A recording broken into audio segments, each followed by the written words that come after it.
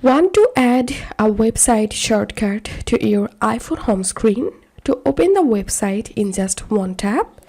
This tutorial review will show you how to add a website shortcut to your iPhone home screen. First of all, open your Safari browser and open the website. Then tap on this share icon at the bottom. And here, tap on Add to Home Screen.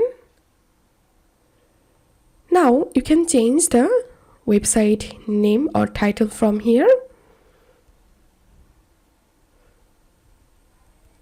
And tap on Add.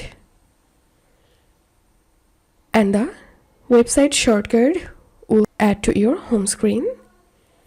And to open the website, just tap on this shortcut and the website will open up. And to edit the shortcut, tap and hold on it. And tap on Edit Home Screen.